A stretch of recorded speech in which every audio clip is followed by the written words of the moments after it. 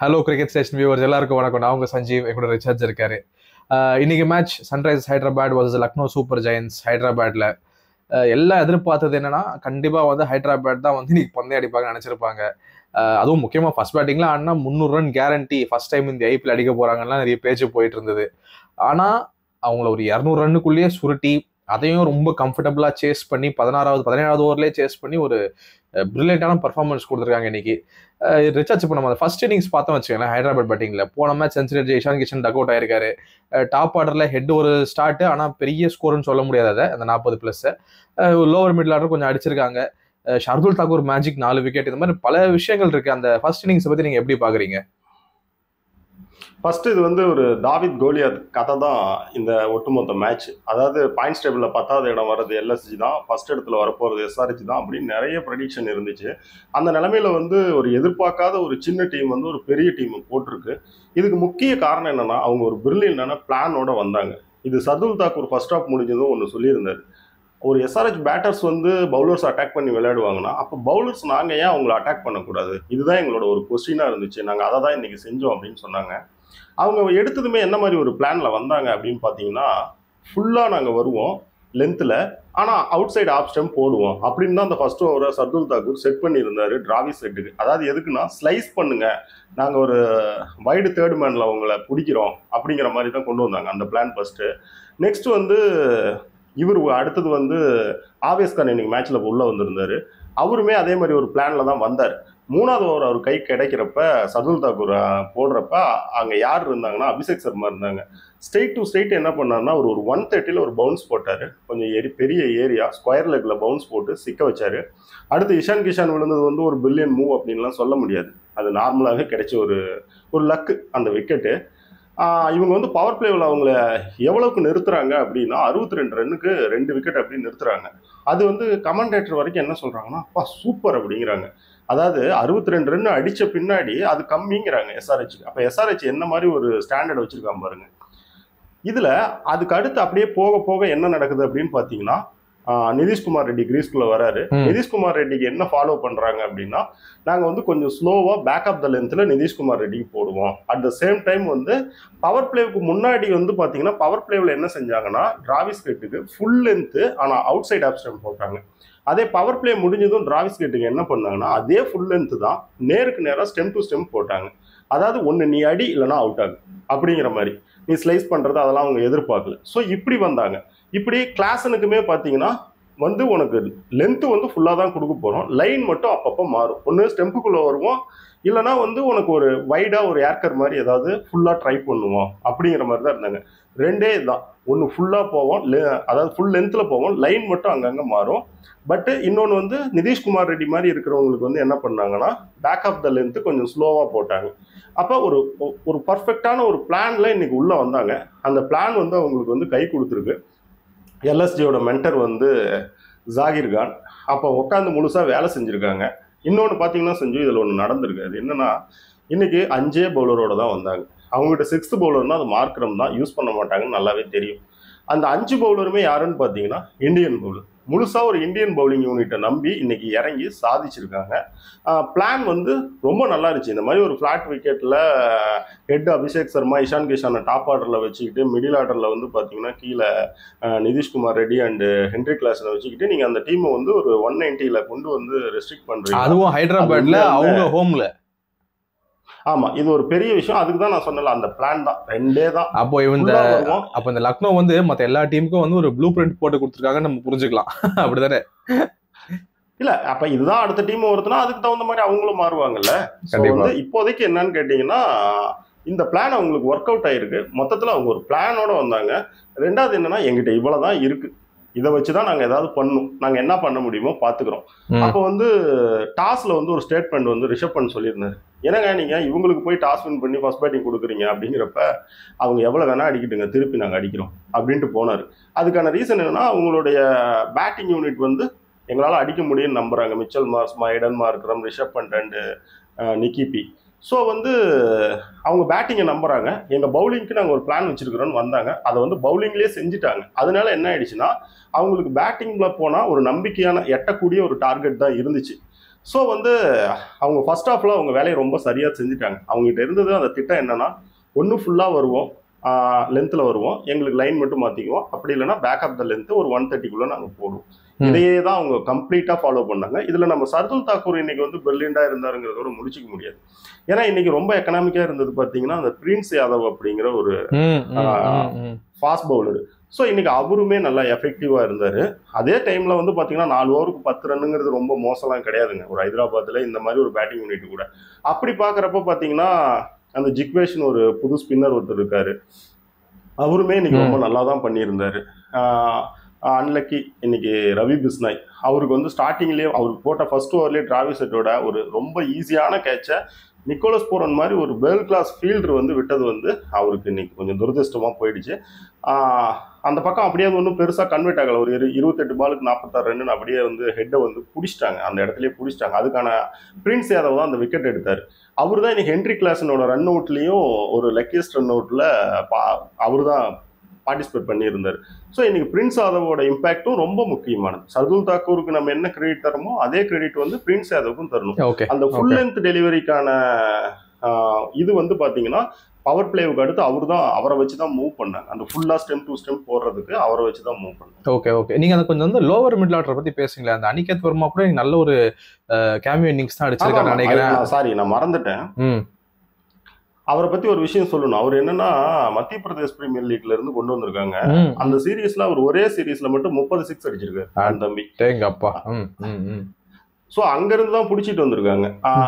அங்கிருந்து வந்தவருக்கு அதனாலதான் வந்து அவரோட ஹிட்டிங் எபிலிட்டியை பார்த்து தான் கொடுத்துருக்காங்க. இன்னைக்கு ஒரு விஷயம், நீங்க ரவி பிஸ்னாய் கிட்ட அவர் போனாருங்க, எங்கேயுமே கத்தி அடிக்கவே கிடையாது, ஸ்ட்ரைட்டா அடிச்சாரு, வீல தான் ஆடினாரு. அந்த அளவுக்கு அவருடைய எப்படி சொல்றதுன்னா ஹிட்டிங் வந்து கிளீனா இருக்கு, கிளீன் ஹிட்டிங் பண்றாரு. எதா இருந்தாலும் சும்மா ஒரு கத்தி அடிச்சு அந்த மாதிரி ஏதோ கிடைக்கிறப்ப பவரை யூஸ் பண்ணி அடிக்கிறான் அப்படிலாம் கிடையாது. அவர் கிளியரா விளையாடுறாரு. அந்த ஆறுக்குமே வந்து ஐபிஎல்ல ஒரு நல்ல ஸ்பீச் இருக்கு. கண்டிப்பா நல்ல விஷயம். அசுதோஷ் சர்மா, சஷாங்க் மாதிரி வந்து அவரும் ஒரு நல்ல ஃபைண்டா இருப்பார் நம்புறோம். அதனாலதான் வந்து அவங்க நம்பி அந்த நம்பர் 6 ஸ்பாட் வந்து அவருக்கு பேக் பண்ணி வேற கொடுத்துருக்காங்க. ஸோ அதை நம்ம பொறுத்திருந்து பார்ப்போம் அவர் எப்படி யூஸ் பண்ணிக்கிறாருன்னு. இப்போ நம்ம உள்ளபடியே செகண்ட் இன்னிங்ஸ்க்கு போயிடுவோம்.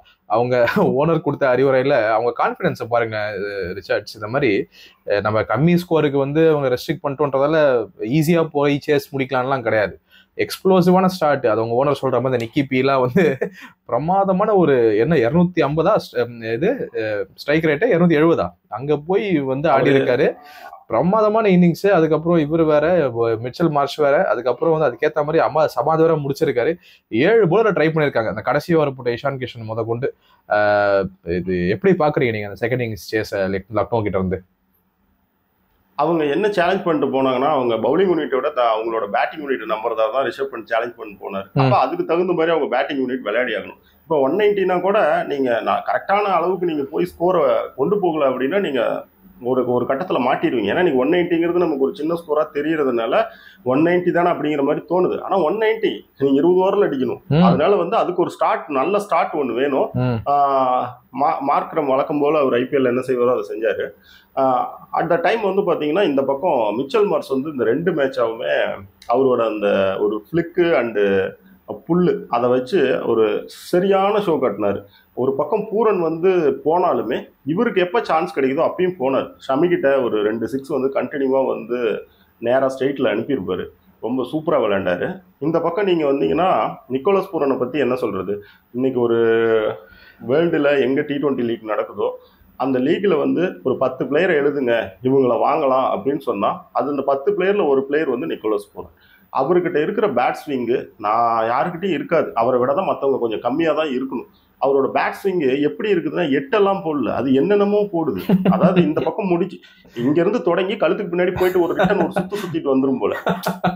அந்த அந்த அந்த பேட் ஸ்விங்கில் இருக்கிற இன்னொரு ஸ்பெஷல் என்னன்னு கேட்டிங்கன்னா அது ரொம்ப பொறுமையெல்லாம் வரது இல்லைங்க, அது ரொம்ப ஃபாஸ்ட்டாக இருக்கும். அது ரொம்ப ஃபாஸ்ட்னா எப்படின்னா அந்த லைன் அண்ட் லென்த்தை மைண்டு பிக்கப் பண்ணதும் அந்த பேட்டு ஒரு கத்தி மாதிரி வரும். இன்னைக்கு ஃபர்ஸ்ட் ஒன் இறங்குறப்ப எனக்கு என்ன தோணுச்சுன்னா, ஏன் அந்த ஆயுஷ் படோனியை அனுப்புங்களேன், பவர் பிளேலயே ஸ்டார்டிங்லேயே விக்கெட் போயிருக்குது, அந்த பையன் விளையாட்டுமே, பின்னாடி வந்து நம்பர் 4ல் அவர் வரட்டும், நம்பர் 5ல் பண்ணிட்டு வரப்ப உங்களுக்கு கொஞ்சம் இன்னும் நல்லா இருக்கும் அப்படின்னு நான் நினைச்சேன். ஆனால் அவர் வந்து அதெல்லாம் ஒன்றும் இல்லை தம்பி நான் பார்த்துக்கிறேன் அப்படிங்கிற மாதிரி ஆடினாரு.